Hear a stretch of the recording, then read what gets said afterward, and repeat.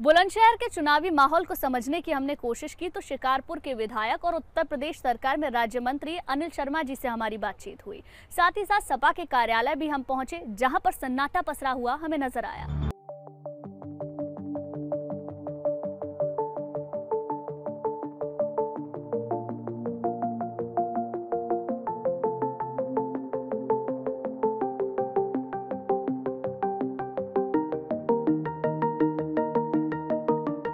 तो वहीं दूसरी तरफ हर चुनाव में चर्चा का केंद्र रहने वाली शिकारपुर सीट पर सियासी जंग दिलचस्प बनी हुई है।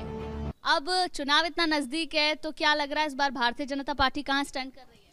भारतीय जनता पार्टी जिस प्रकार पहले भारत सरकार मोदी जी के चुनाव में हम लोग सीट भी हमारी बढ़ी, मार्जिन भी बढ़ा, तो उत्तर प्रदेश में दोबारा वही रिपीटेशन होगा, सीट भी हमारी बढ़ेंगी और मार्जिन भी बढ़ेगा। आप तो बसपा में भी रह चुके हैं और अब भारतीय जनता पार्टी में है, यहाँ से आपको क्या लग रहा है, कितना काम यहाँ पर हुआ है?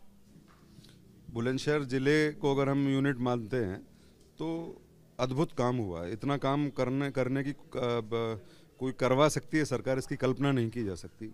मेडिकल कॉलेज से लेकर के, हाईवे से लेकर के, रोड से लेकर के, सड़क से लेकर के, अकेले मेरे विधानसभा क्षेत्र शिकारपुर में लगभग 560 करोड़ रुपए का, 570 करोड़ रुपए का डेवलपमेंट्स के विकास के कार्य संपन्न किए गए। शिकारपुर सीट पर भाजपा के हौसले बुलंद हैं, तो वहीं सपा के दफ्तर पर कोई रौनक नजर नहीं आई। बुलंदशहर में विजय तिलक यात्रा हमारी आगे बढ़ रही थी तो रास्ते में पड़ा सपा का दफ्तर। हमने यहाँ पर रुककर देखा। आप देख रहे हैं मेरे पीछे सपा के दफ्तर पर आपको होर्डिंग पोस्टर तो नजर आएंगे, लेकिन एक भी कार्यकर्ता नेता यहाँ पर नजर नहीं आएगा। अब जब चुनाव इतना नजदीक है, ऐसे में बुलंदशहर का जो सपा का दफ्तर है, यहाँ तो कोई भी हलचल नजर नहीं आ रही है। सियासी गलियारे से होते हुए हम जनता के दरवाजे तक पहुंचे। भैया देखिए, सुबह सुबह का वक्त है, गांव में हम पहुंच चुके हैं। ठंडी ठंडी हवा चल रही है और इस वक्त गरम गरम रोटी खाने का भी मन कर रहा है। सुना है गांव में चूल्हे की रोटी बड़ी फेमस होती है, तो चलिए हम भी चूल्हे पर चलते हैं। वहां की महिलाओं से भी जानेंगे, वहां कुछ पुरुष भी होंगे, उनसे भी जानेंगे कि इस बार गाँव की जो जनता है वो विजय तिलक किसका करने जा रही है। गाँव के घर में हम दाखिल हुए जहाँ चूल्हे पर पक रहा था खाना, तो वही उत्तर प्रदेश की सियासत में क्या पक रहा है उस पर हो रही थी चर्चा। पहले की आमदनी बढ़ी है या फिर आमदनी उतनी है, महंगाई बढ़ गई है? आमदनी तो उतनी है ही और महंगाई ज्यादा बढ़ रही है। उस वाला हाल है, आमदनी ठंडी, खर्चा रुपया हो रहा है आज। हाँ जी। तो अब देखो चुनाव भी है, तो अब जनता को चुनना है अपना नेता, तो किसका कर रहे हैं विजय तिलक? देखो जी, बीजेपी की सोच रहे हैं हम तो। बीजेपी आए। काम किया बीजेपी ने? हाँ जी, काम तो बहुत किया उन्होंने, अच्छा काम किया। दुनिया कहने को कुछ भी कहे। हाँ जी।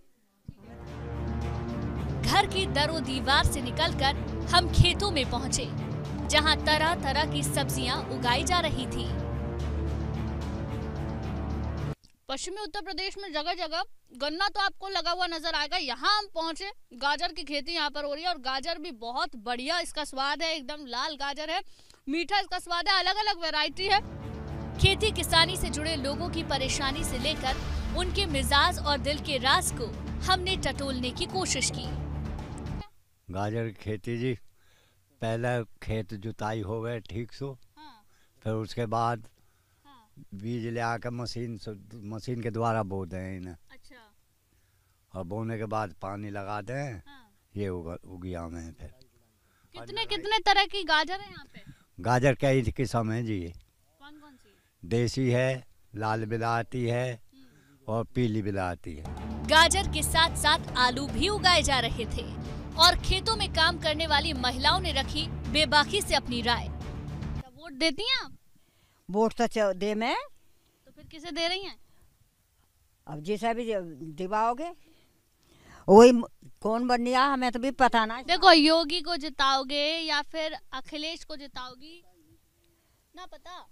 देखो जब वो समय बतावे जन कौन जीतेगा, जब वोटन की नंबर आएगा। जब बुलंदशहर के गांव वालों के राज से लेकर शहर के सियासी मिजाज को समझने की कोशिश की, जिसमें खुलकर लोगों ने बताया कि वो किसका करने जा रहे हैं विजय तिलक। एबीपी गंगा के लिए बुलंदशहर से गुंजन दीक्षित के साथ ब्यूरो रिपोर्ट।